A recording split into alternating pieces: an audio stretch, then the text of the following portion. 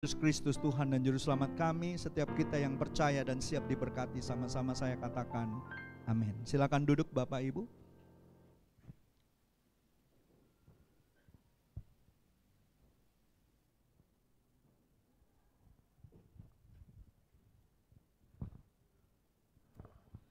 Selamat pagi, shalom untuk kita semua. Bapak Ibu yang dikasihi Tuhan, saya bersyukur kita sudah memasuki bulan yang baru, di bulan yang ke-11, dan tidak lama lagi kita akan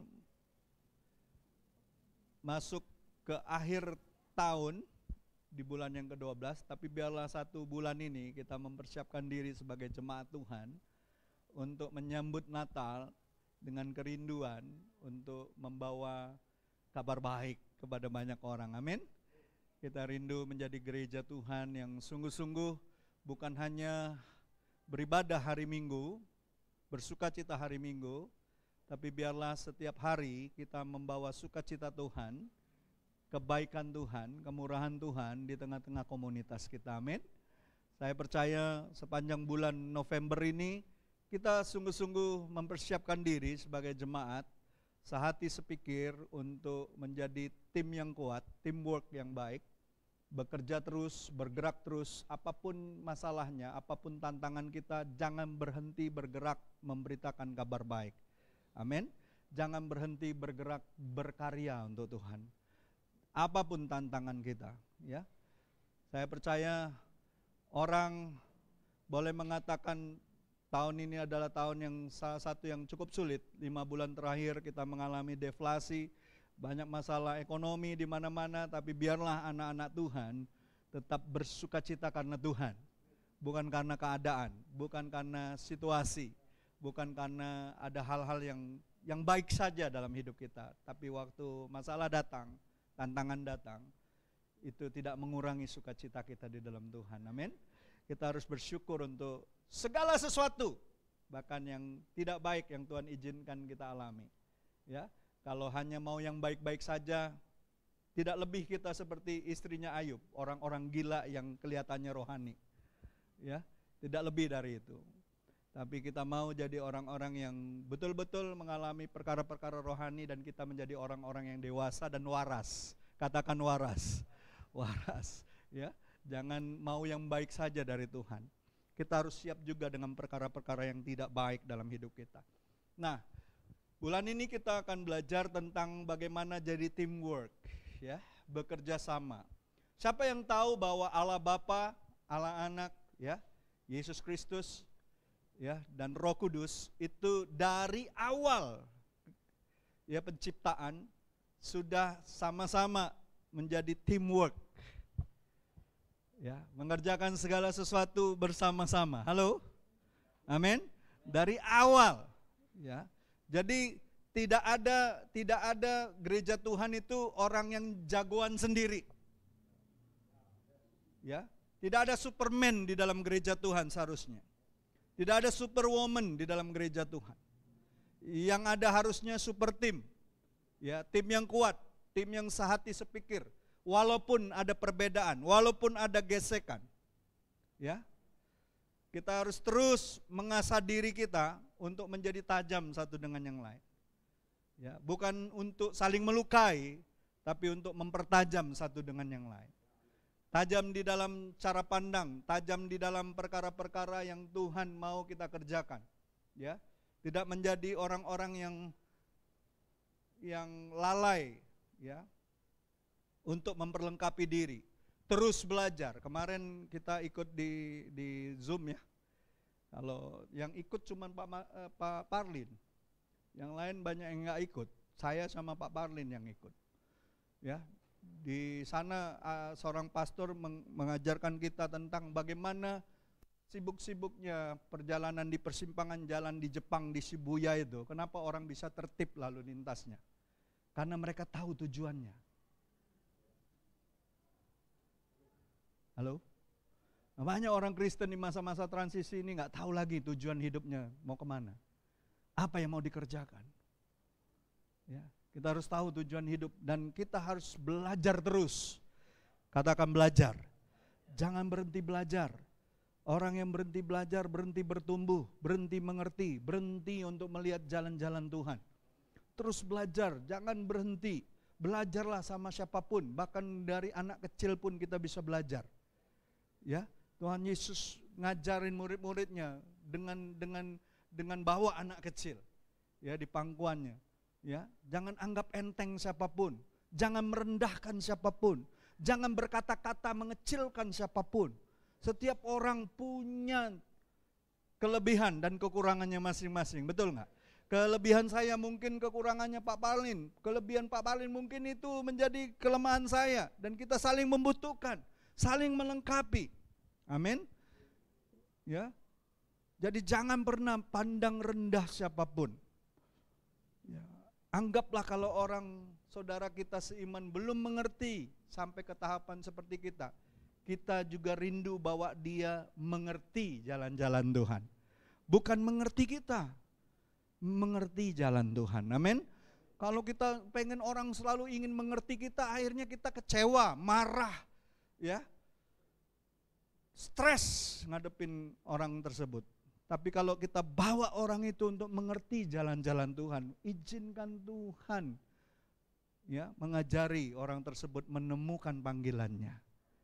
Ya, bukan seperti yang kita mau, tapi seperti yang Tuhan mau.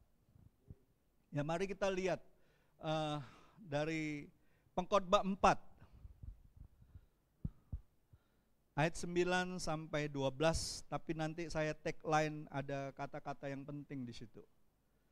Saya baca ayat ganjil, saudara baca ayat genap, ayat 12 kita baca sama-sama. Demikian firman Tuhan.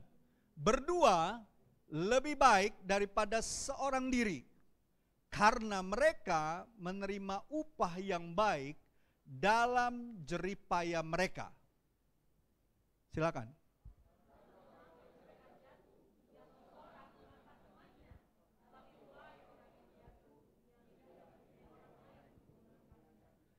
Juga kalau orang tidur berdua, mereka menjadi panas. Tetapi bagaimana seorang saja dapat menjadi panas? 12. Dan bila mana seorang dapat dikalahkan, dua orang akan dapat bertahan. Tali 3 lembar tidak mudah diputuskan.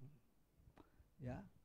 Bapak Ibu, sebuah teamwork yang baik adalah kumpulan orang-orang yang memiliki tujuan yang sama, berjalan ke arah yang sama, dan berisi orang-orang yang saling peduli satu dengan lainnya, tidak mementingkan dirinya, serta diarahkan kepada tujuan-tujuan yang benar, tujuan yang baik, tujuan yang membangun. Dan itulah yang sebenarnya dibutuhkan, terutama dalam melaksanakan kehendak Tuhan.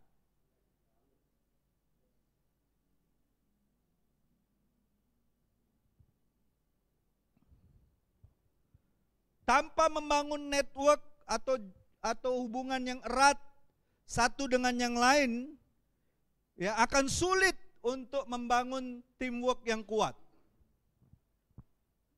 Kesadaran bahwa kita ini butuh orang lain. Ada amin. Ingat, dari lahir pun kita sudah butuh orang lain. Ada yang sini lahir dewean. Ada yang nolong kan? Ada yang bantu. Betul enggak? Ada yang lahir di sini sudah pakai toga. Sudah diwisuda gitu. Enggak ada. Ya. Kita butuh orang lain. Bilang sama orang sebelahmu, aku membutuhkan kau. Aku tidak akan pernah bisa jadi lebih baik tanpa dirimu. Coba bilang dong sama sebelah-sebelahnya. Amin. Iya. Kalau orang merasa dirinya sudah bisa segala sesuatu dan tidak butuh orang lain, betapa sombongnya orang tersebut. Dan Tuhan paling benci sama orang sombong. Ya, Lucifer itu sudah di sorga, tapi karena kesombongan dibuang loh. Bukan hanya diusir, dibuang. Dan tidak pernah bisa kembali. Orang yang sadar bahwa dia butuh orang lain, akan terus belajar merendahkan hatinya. Amin. Akan terus belajar, walaupun sulit, walaupun nggak enak, walaupun sakit dibentuk sama orang lain, tapi dia terus akan belajar merendahkan diri. Ingat masa-masa transisi seperti kapal perahu layar itu, waktu dia belok, dia orang-orang di dalamnya harus merendahkan diri. Karena kalau enggak, terhantam oleh palang kapal layar itu dan bisa terlempar keluar. Dan lebih parah lagi, perahunya bisa terbalik. Kalau gereja isinya orang-orang yang individualistik, tidak peduli dengan satu dengan yang lain, saya yakin nggak akan lama gereja itu akan bubar, akan pecah. Kemarin saya nonton satu pernyataan hamba Tuhan, baru 1 tahun gerejanya dirintis, jemaat sudah 600 orang. Saudara bisa bayangin, jemaat sudah begitu banyak. Ya, di Jakarta sana, mudah-mudahan nggak terjadi di sini, saudaraku. Baru 1 tahun. 1 tahun 2023 kemarin dirintis.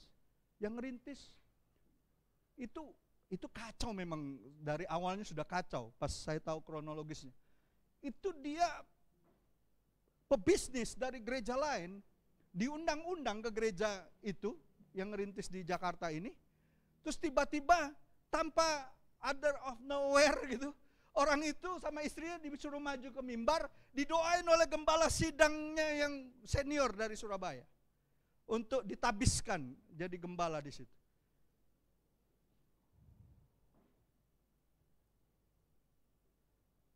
Wah, dalam hati saya, kacau ini, gereja sudah dijadiin tempat bisnis. Awalnya sih keren kelihatannya.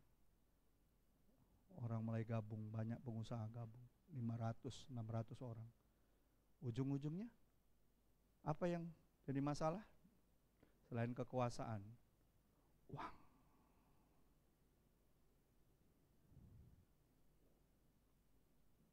Tuntut-tuntutan sekarang pakai pengacara. Saudara cek aja di YouTube. Bikin malu. Makanya gak heran amanat agung gak sudah-sudah sampai hari ini. Sedih sebagai hamba Tuhan. Saya ngerintis dengan tetesan air mata. Dan lutut ini bertelut di tanah berdebu. Menangis jangkau satu-satu orang, satu jiwa. Datang dan pergi orang di jemaat ini. Tapi satu hal Tuhan ajarkan saya, untuk terus bertekun di dalam panggilan Tuhan. Bukan karena organisasi, bukan karena orang. Kita seharusnya melayani, itu karena panggilan Tuhan. Ketika kita tahu kita dipanggil Tuhan, apapun masalah, apapun tantangan, tidak membuat kita undur dari panggilan itu. Tidak memakai cara-cara dunia. Tidak ingin kelihatannya hebat di hadapan manusia, tapi tidak berkenan di hadapan Tuhan. Untuk apa? Untuk apa kelihatannya keren pada awalnya? Belajarlah dari Daud. 2-3 ekor domba bapaknya digembalakan dengan baik. Saya minta anak-anak muda cari film-filmnya tentang Daud waktu dia muda. Ada film animasinya sekarang. Lagi diproduksi. Nonton bagaimana dia di padang belantara mengembalakan domba, 2-3 ekor domba bapaknya. Makanya dengan hati yang bersyukur, hati yang gembira, hati yang jujur, hati yang berkenan di hadapan Tuhan. Sampai suatu saat Tuhan mempercayakan umatnya untuk digembalakan oleh Daud. Amin. Jangan pernah taruh ambisi kita di atas panggilan Tuhan. Jangan ingin kelihatannya keren, saudaraku. Biarlah kita tetap di hati Tuhan adalah hambaku yang baik dan yang setia. Ngeri hari-hari ini, ngeri. Rasul Paulus katakan, tidakkah kau dapati orang di dalam kumpulanmu sendiri, orang-orang percaya, untuk menengahi masalahmu, sehingga kau harus panggil orang-orang yang tidak beriman itu. Sampai pakai pengacara-pengacara dunia. Bikin malu, saudaraku. Itu baru satu. Berapa minggu terakhir heboh. Ya, bagaimana orang yang kelihatannya rohani, ternyata selama tahun ini menutup keluarganya. Mengerikan hari-hari ini. Biarlah kita terus makin tahu banyak peristiwa-peristiwa itu, makin takut sama Tuhan. Makin gentar sama Tuhan. Hidup ini bukan untuk main-main. Benar kita hidup sekali. Cuma sekali. Coba bilang sama sebelahmu, kau cuma hidup sekali. Tapi puji Tuhan, kita ngalamin kebaikan Tuhan berkali-kali.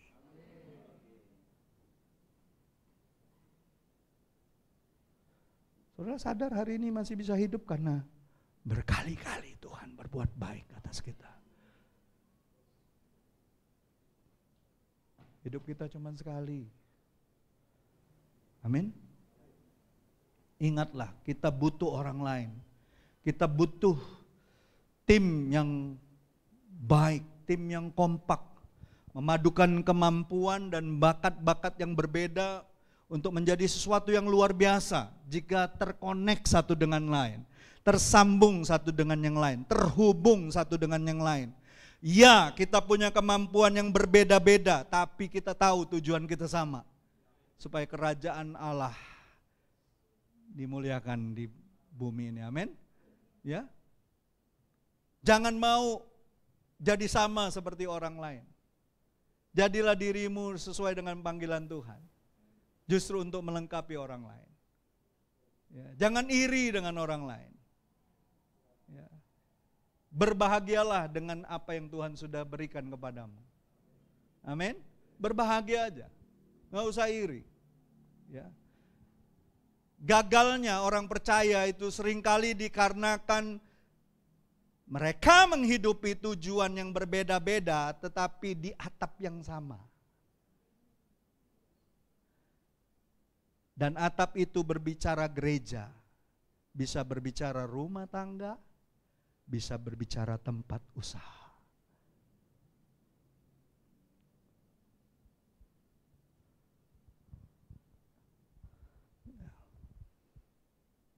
Hati-hati, kalau kita terpanggil, ingat, Raja Wali akan menarik Raja Wali yang lain. Tidak pernah Raja Wali terbang sama burung pipit. Ada pernah lihat? Tahu burung bangau? Kalau orang Jawa bilangnya burung apa? Burung bangau. Kalau orang Jawa bilangnya apa? Pak Bayu?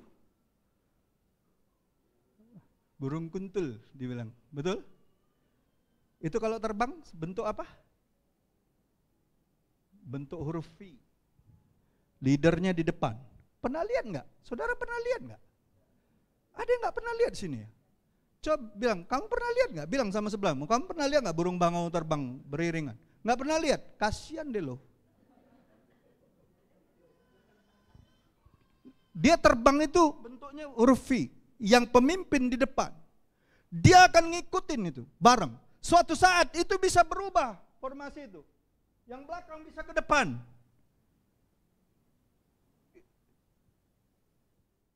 Ketika pemimpinnya lelah, sudah cukup, berubah posisinya. Tapi tetap formasi yang sama. Itu Alkitabiah.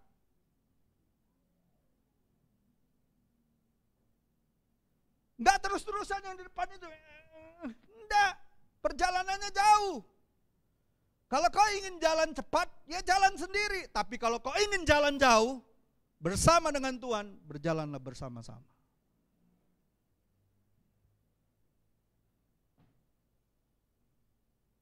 Dan pemimpinnya selalu ada di depan. Bentuk V itu. Kenapa? Pemimpin harus jadi contoh. Amin. Yesus adalah contoh kita yang paling agung. Dia memimpin kita ke air yang tenang, ke rumput yang hijau. Amin. Kalau kau kecewa dengan manusia, pandanglah kepada Kristus. Ya. Jadi Bapak Ibu, ingat, jangan sampai kita menjadi orang-orang yang punya tujuan beda-beda, punya hidden agenda, dan kita di satu atap. Akan gagal perjalanan itu. Kita harus menetapkan tujuan yang dari Tuhan. Makanya ada visi, makanya ada tema. Bersama-sama kita kerjakan. Amin. Ya, sesulit apapun kita mau bersama-sama mengerjakannya. Nah, firman Tuhan yang kita baca tadi, ya, mengajarkan kita untuk tidak berjalan sendirian. Kita tidak dianjurkan untuk merasa sanggup melakukan segala sesuatu sendirian. Makanya dibilang berdua lebih baik daripada seorang diri, tali 3 lembar tidak mudah diputuskan. Amin.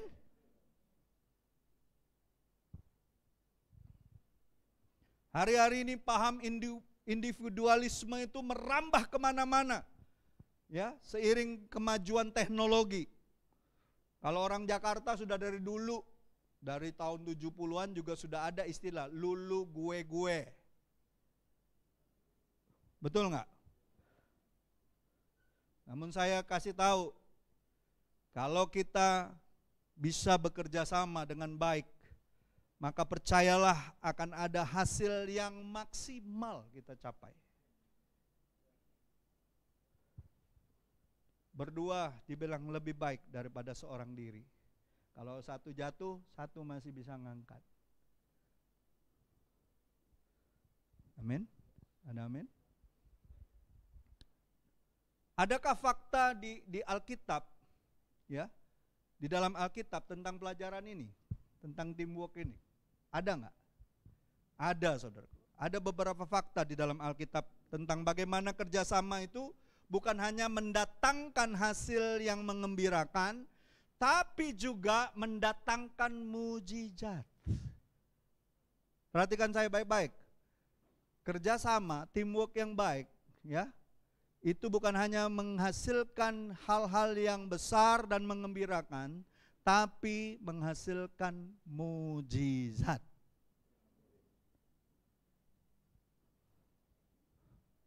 Ya, saya kasih contoh 3 ya, 3 saja, 2 dari PL, Perjanjian Lama, 1 dari PB. Ya, yang pertama, siapa? Nuh dan seisi rumahnya mempersiapkan bahtera keselamatan keluarga. Saudara mau selamat keluargamu? Wah, nggak bilang amin, nggak mau ya keluarga yang selamat ya. Saudara mau nggak keluargamu selamat? Bekerja samalah. Kerjasama. Jangan merasa hebat sendiri. Ya.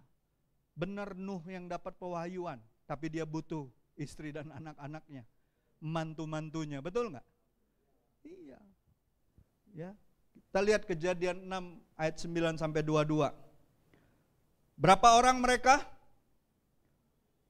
Dia, anaknya, istri sama mantu-mantunya berapa orang? Kan ada lagunya. Iya kan, ada lagunya kan sekolah minggu. Nabi Nuh dan istrinya, 3 orang anaknya, 3 orang mantunya, masuk dalam bahtera. Berapa jadi? 8.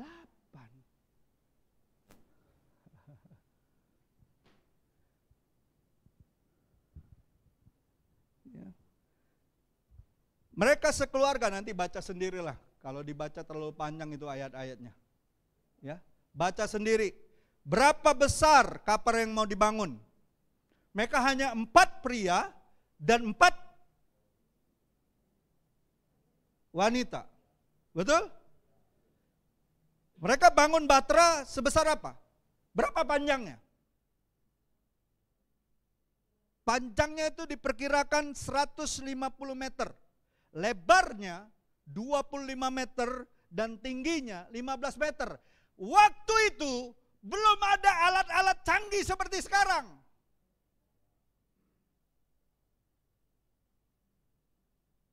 Bangunnya di mana? Pinggir pantai? Pinggir laut? Enggak, di atas bukit. Pada waktu itu, belum pernah orang di muka bumi melihat hujan besar.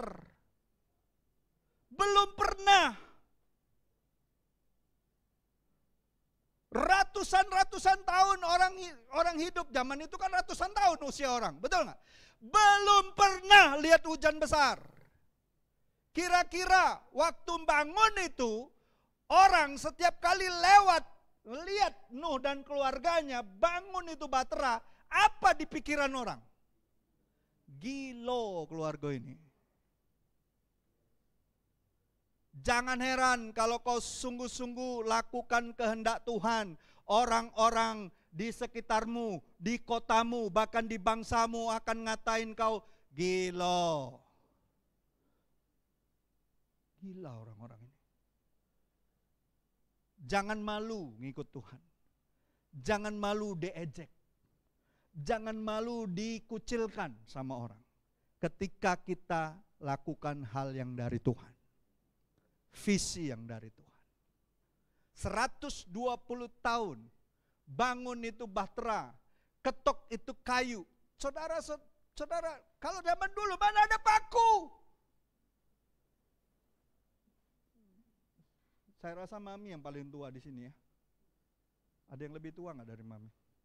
Nah ada. Orang dulu bangun rumah panggung pakai paku apa pakai pasak biasa? Kayu disambung kayu. Kayu disambung kayu. Dan budaya itu masih diteruskan oleh orang-orang Jepang sampai hari ini. Karena apa? Lebih tahan gempa.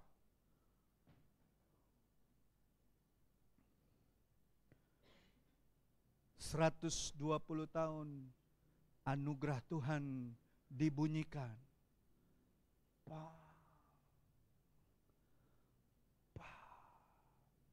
Kayu itu dipukul.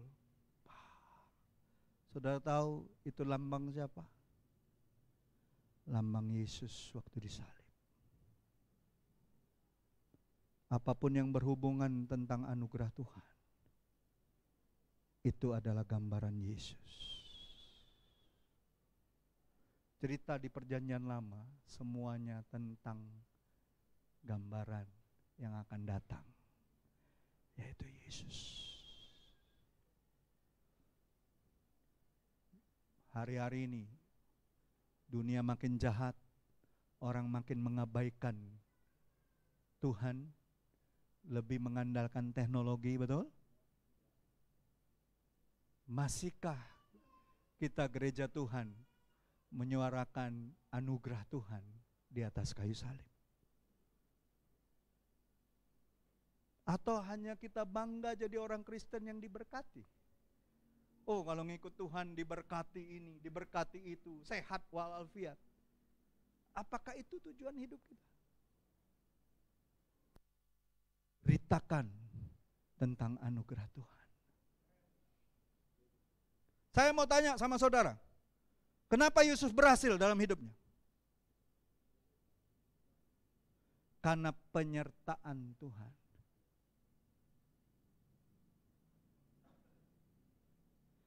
Penyertaan-Mu Tuhan, segalanya bagiku. Amin. Dibilang Yusuf berhasil, atau dibilang bahasa Inggrisnya prosper, berhasil mengembangkan banyak hal. Apakah saat itu dia kaya? Dia budak. Dia gak punya apa-apa. Jadi kalau saudara dibilang diberkati, jangan konotasikan itu dengan harta benda. Saudara harus sadar, setiap kita orang Kristen, karena janji Immanuel Allah beserta kita, kita punya berkat yang besar. orang benar akan mengembangkan kota, dibilang. Amin. Ada amin? Apakah Yusuf waktu dia dikatakan dia orang yang berhasil dengan segala pekerjaannya, punya banyak hal? Tidak, dia budak, dia dijual, dia dipenjarain, dia difitnah.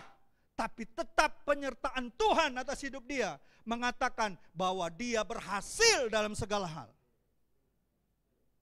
Jadi jangan diukur dengan harta benda. Saya paling blenek sama orang kalau nganggap ngikut Tuhan itu selalu hanya dikonotasikan punya ini, punya itu, punya segala macam. Kau punya Tuhan yang lebih daripada segala sesuatu. Itulah berkatmu yang terbesar. Ketika kau dalam masa-masa tersulit sekalipun, difitnah sekalipun, dipenjara sekalipun, walaupun kau cuma punya baju di badanmu, tapi kalau kau punya Tuhan, kau lebih kaya daripada orang kaya di dunia ini yang gak punya Tuhan. Gak bisa dihitung berkatmu. Makanya ada lagunya, berkat Tuhan, mari hitunglah, kau kan takjub akan kasih-Nya. Takjubnya itu bukan dengan benda berkatnya, kasihnya itu takjub. Kita takjub akan kasih Tuhan. Saudara, kalau kekristenan kita nggak sampai ke titik ini, saya khawatir orang-orang Kristen hari-hari ini adalah orang-orang Kristen yang paling hedon melebihi orang-orang dunia. Hanya menginginkan berkat, hanya menginginkan kehidupan yang baik-baik saja. Jangan tergoda dengan dunia ini. Dunia ini sedang lenyap dengan segala keinginannya. Tapi orang yang memiliki kasih Tuhan akan punya hidup selama-lamanya. Amin. Jangan diukur saudara. Ya, Nuh walaupun diejek, dihina oleh komunitasnya, masyarakatnya di zamannya, mereka tetap bertahan dalam bekerja sama, dan hasilnya mereka diselamatkan dari bencana air bah karena murka Allah terhadap manusia. Kan Tuhan bilang sama Nuh, aku muak dengan kejahatan manusia. Aku akan binasakan. Tapi Nuh mendapat kasih karunia. Saudara dan saya mendapat kasih karunia. Amin. Saudara dan saya ada di bahteranya Tuhan yang namanya gereja. Bersyukurlah. Walaupun tantangan pergumulan tetap ada dalam hidup kita. Jangan keluar. Jangan gara-gara diejek ngikut Tuhan kita jadi lemah dan putus asa, akhirnya keluar, gak mau lagi ngikut Tuhan. Untunglah 8 orang ini solid.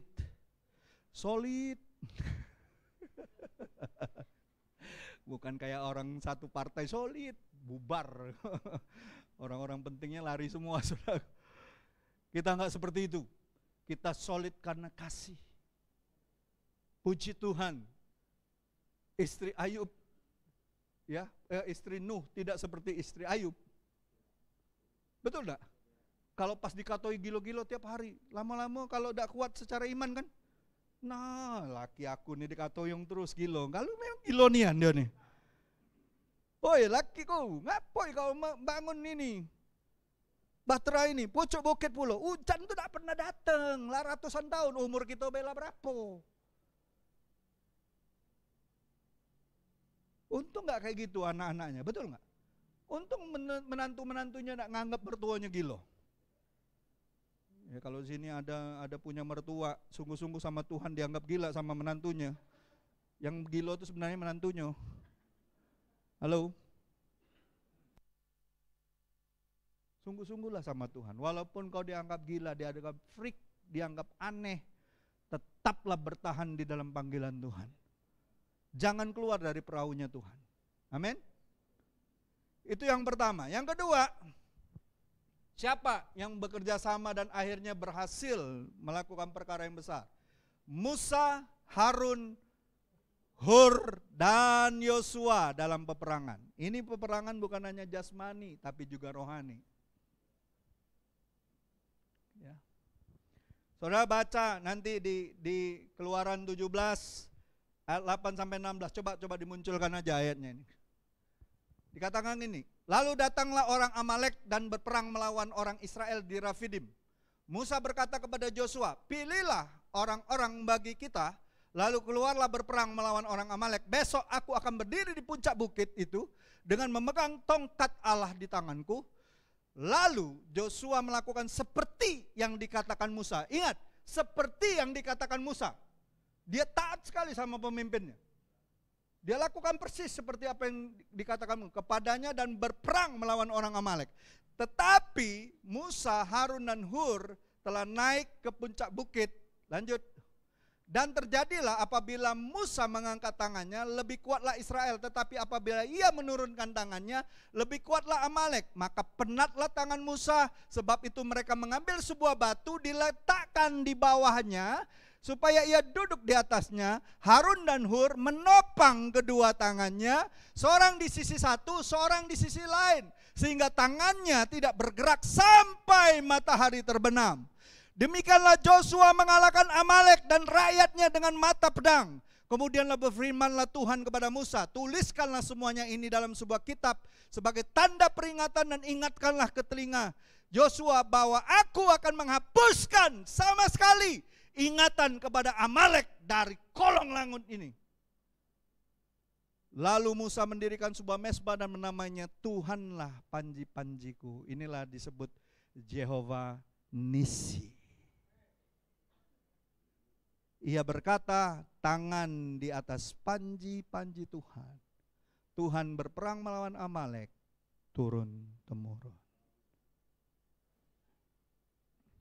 Saudara, Amalek adalah gambaran apa? Hari ini, bukan Amalek suku lagi yang berperang harus kita perangi. Amalek adalah suku yang paling benci kepada umat pilihan Tuhan, Israel. Amalek hari-hari ini adalah kehidupan daging kita. Keinginan-keinginan daging kita. Kita nggak bisa kalahkan kedagingan kita sendirian.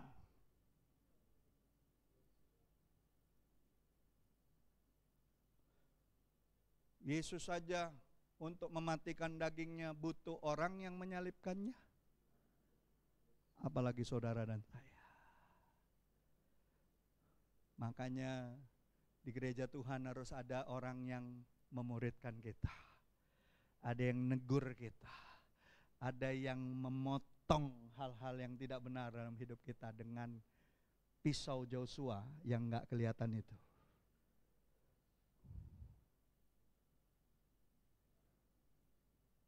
Kan bangsa Israel sebelum masuk tanah Kanaan, Joshua disuruh Tuhan apa? Pakai pisaumu, sunat semua laki-laki sebagai tanda perjanjian. Padahal di depannya ada musuh siap perangi mereka. Bayangin, habis disunat lanangnya galau, di depan musuh.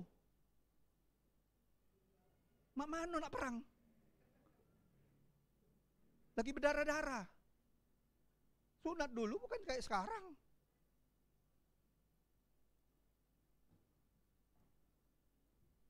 Tapi karena ketaatan kepada Tuhan, bersama-sama musuh mereka satu persatu dikalahkan.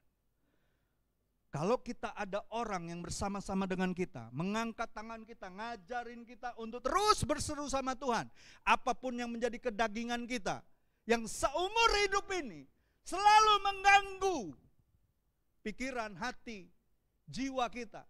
Nggak bisa lepas-lepas itu kedagingan. Percayalah, Tuhan akan membuat engkau melupakan kedaginganmu dan kau akan lebih meninggikan Tuhan. Jangan main-main, kau butuh orang lain. Tidak ada kita bisa lepaskan sendiri ikatan kita. Ingat, waktu Yesus bilang, Lazarus, keluar. Keluar enggak Lazarus? Keluar enggak? Waktu disuruh keluar? Keluar. Tapi keluarnya ini nah. Dikit-dikit. Kenapa? Masih terikat dengan kain peluh. Terikat dengan kain kafan. Makanya Yesus bilang, bantu dia, lepaskan dia. Harus ada orang lain yang melepaskan ikatan kita yang tidak bisa lepas selama ini. Jadi jangan merasa jagoan, sudah disuruh keluar Tuhan, jadi orang percaya. Tapi kalau kau masih ada ikatan-ikatan dagingmu, percayalah, kau akan bisa berjalan, tapi jalanmu gini, sebentar jatuh. Makanya banyak orang tanya sama saya, Pastor, kenapa saya sudah ngikut Tuhan, mau sungguh-sungguh gak berapa lama, jatuh lagi dalam dosa yang sama. Jatuh lagi dengan perkara-perkara yang najis. Jatuh lagi dengan main judi. Jatuh lagi dengan minuman keras. Jatuh lagi dengan berzina. Kenapa? Karena kau gak izinkan orang lain melepaskan ikatanmu. Kau pikir kau bisa kuat sendirian lepaskan itu? Gak bisa.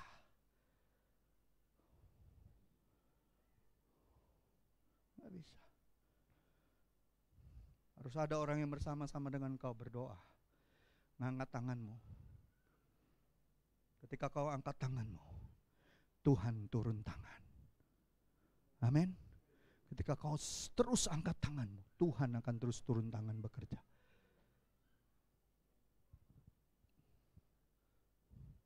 Dan saudara tahu, dikatakan apa?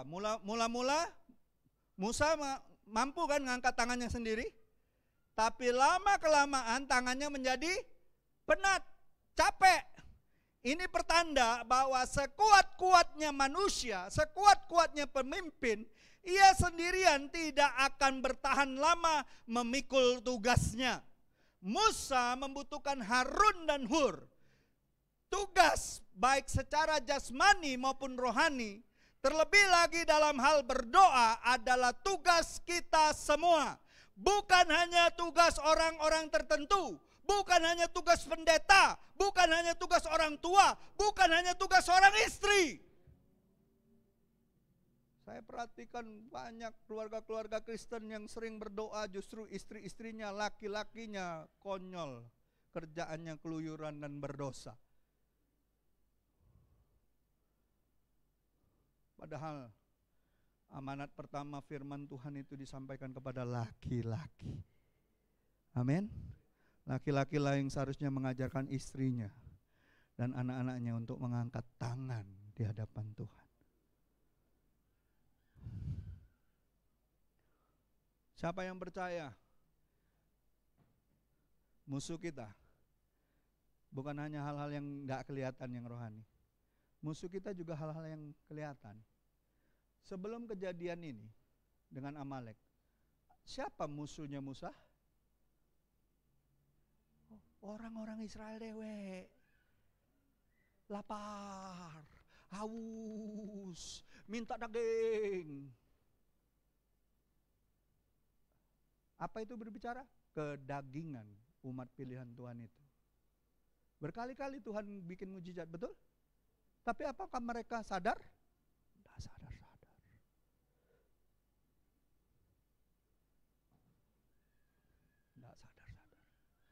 Jadi pemenuhan kebutuhan daging kita diberkati sebanyak apapun gak akan pernah buat engkau puas sama Tuhan.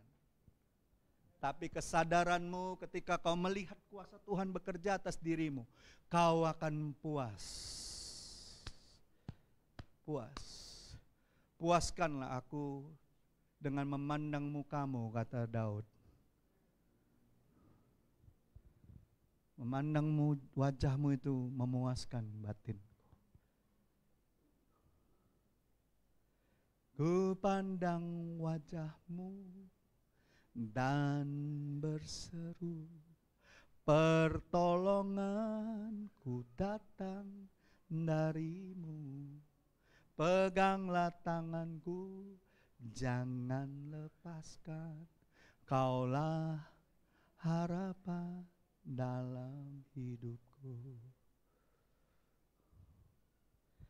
Orang yang memandang wajah Tuhan dan menikmati hadiratnya selalu akan berkata gini, bukan dengan kekuatanku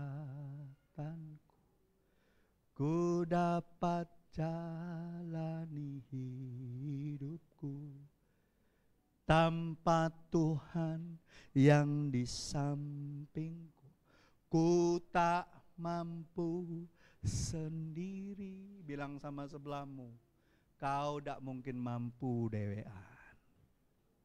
Kau butuh Tuhan dan kau butuh saudara-saudari seimanmu. Amin. Yang terakhir,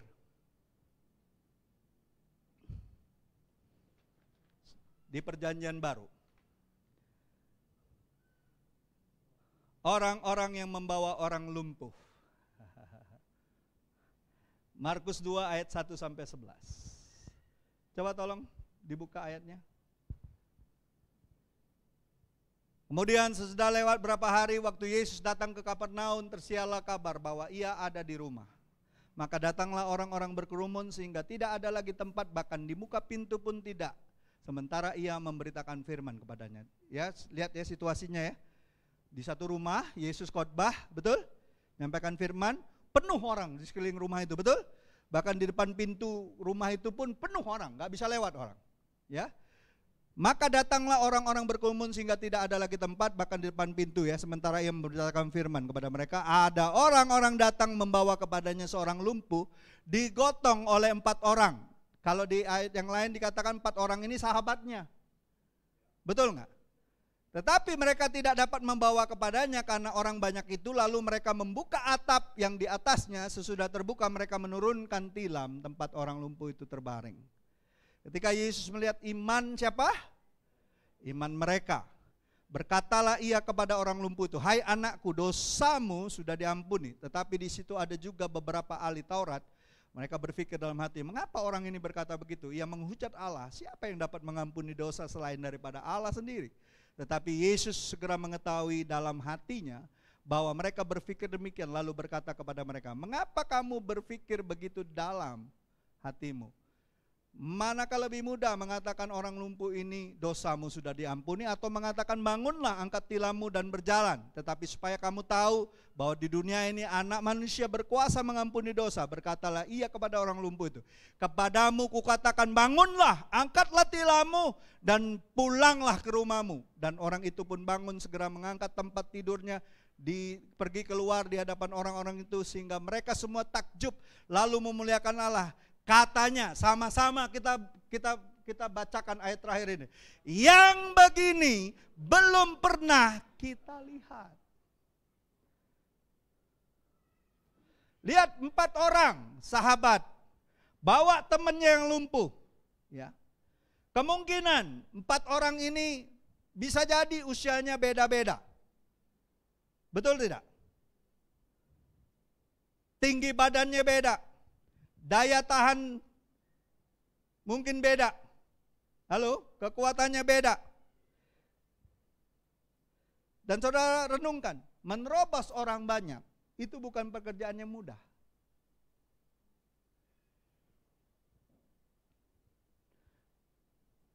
Pernah nggak mau coba nerobos orang lagi kerumunan? Mudah nggak? Nggak mudah. Saya pernah ngalamin. Waktu nonton sepak bola, rusuh di lapangan waktu Sriwijaya FC lawan Persipura. Kita kan dukung Persipura semua. Karena dibayarin. Oleh Pemda Papua dibayarin. Semua pokoknya anak-anak yang gereja-gereja boleh ikut, kami bayarin semua. Kebetulan waktu itu di jemaat kita ada 8 anak Papua kan, dan salah satunya anak kepala suku. Jadi dia yang dikasih semua tiketnya untuk undang-undangin teman-teman, ya, si Yoel waktu itu. Makanya dia bisa pakai topinya itu yang burung cendrawasih. Cuman anak kepala suku yang punya itu. Kalau nggak anak kepala suku mana punya yang burung cendrawasih itu? Getok orang kau. Apalagi bawa keluar dari Papua. Anak kepala suku dia.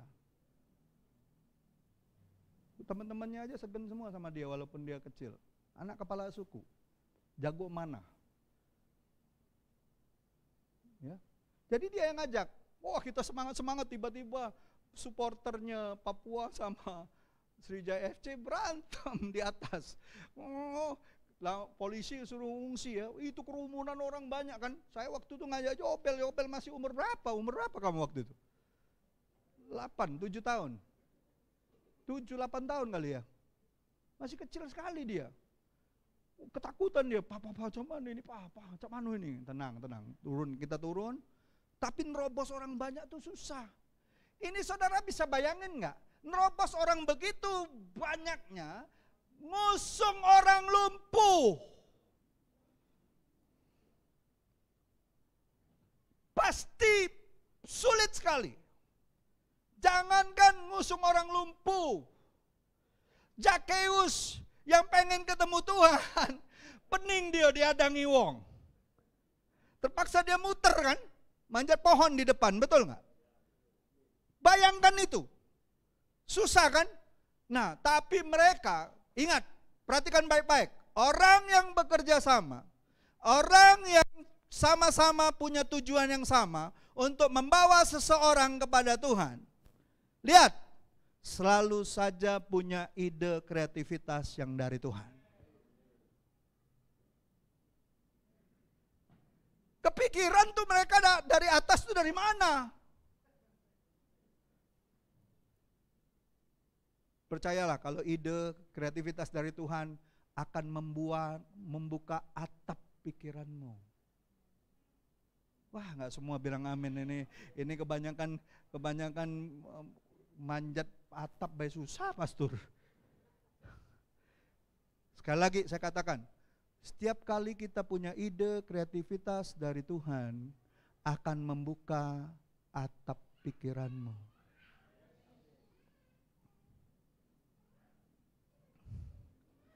Lalu mereka turunkan kan tepat di depan Yesus, betul nggak?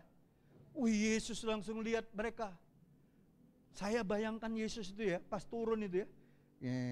Turun di depan dia kan bersejet. Woi bro, keren abis. Keren lu pade. Apa dia marah? Ingat, ide kreativitas yang dari Tuhan kadangkala buat orang pada zaman itu bisa marah, tapi tidak bagi Tuhan. Amin. Kan gara-gara diturunin orang lumpuh itu kan Yesus bilang gini, dosamu. Melihat iman mereka, Yesus bilang gini kan, dosamu diampuni. Kepada orang yang lumpuh itu kan, dosamu diampuni. Tapi lihat imannya siapa? 4 temannya. Kan ada yang marah, betul gak? Ada yang marah kan? Orang Farisi ahli Taurat marah kan? Siapa ini orang ini? Blasfemi ini penghujatan. Cuma Allah yang bisa ngampuni dosa. Mereka nggak tahu Yesus adalah Allah yang menjadi anak manusia. Amin. Lalu Yesus tahu kan isi hati mereka. Lihat saya. Sejahat-jahat pikiranmu, Yesus tahu pikiran hatimu. Sembunyikanlah itu di dalam paling terdalam dalam hatimu. Tuhan tahu isi hatimu. Jangan pernah sembunyikan hal yang jahat dalam hatimu. Tuhan tahu. Saya mungkin nggak tahu, pemimpin nggak tahu, bahkan suami istri nggak tahu satu dengan yang lain. Tapi ingat, Tuhan selalu tahu isi hati kita. Amin. Tuhan bilang gini kan, mana lebih mudah? Nyuruh orang ini bangkit, angkat tilam lalu dia sembuh, atau ngampunin dosanya? Makanya setelah itu Yesus bilang apa? Angkat tilammu, berjalanlah. Perhatikan saya. Orang yang bekerja sama bukan hanya melihat sesuatu yang besar di dalam ide dan kreativitasnya, tapi mereka akan melihat mujizat Tuhan. Siapa yang mau lihat mujizat Tuhan? Mau lihat mujizat Tuhan dalam hidup kita, dalam gereja ini, dalam pelayanan kita, pekerjaan kita, sekolah kita, bisnis kita, amin. Mau lihat mujizat Tuhan? Kalau sudah namanya mujizat, pastilah sesuatu yang melampaui apa yang kita pikirkan, apa yang kita bayangkan, apa yang kita rindukan. Lebih dari itu. Amin. Amin. Jadi kesimpulannya, saya simpulkan di sini. Mari jemaat Tuhan, kekristenan tidak pernah berbicara pribadi-pribadi yang tertutup atau yang diam dan bersembunyi di balik kenyamanan urusan kita masing-masing. Kekristenan adalah tentang menangkap dan menghidupi visi Tuhan. Dan itu hanya dapat tercapai ketika kita sebagai jemaat Tuhan bahu-membahu, bekerja sama, terlepas kemampuan apapun yang kita miliki. Mari kita bersama-sama melakukan apa yang menjadi visi Tuhan. Dan ternyata dalam bekerja sama, tadi kita lihat, ya, Nuh dapat membangun bahtera keselamatan bagi keluarganya. Amin. Kita dapat membangun kehidupan yang berkemenangan sebagaimana Musa, Harun, Hur, dan Joshua. Amin. Saudara mau hidup berkemenangan, melawan dagingmu, melawan musuh-musuhmu. Dan yang terlebih lagi, waktu kita memberi pertolongan kepada orang-orang yang lumpuh, orang-orang yang buta, orang-orang yang belum mengenal Tuhan, kita bekerja sama, percayalah, itu akan menghasilkan mujizat. Pagi hari ini, saya mau mengajak semua kita sebagai jemaat Tuhan, pahami kebenaran firman Tuhan hari ini. Renungkan kembali di rumah kita masing-masing. Dan yakinlah, Tuhan mau menggenapi seluruh rencananya yang sempurna atas hidup kita.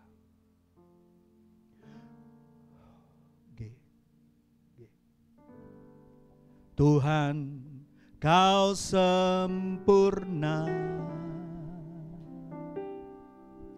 dalam rencanamu dan karyamu.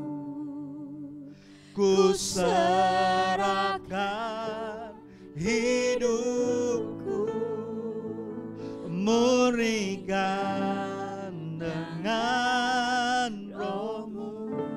Katakan sama Tuhan sekali lagi. Tuhan, Kau sempurna. Terima kasih Tuhan. Dalam rencanamu dan karyamu.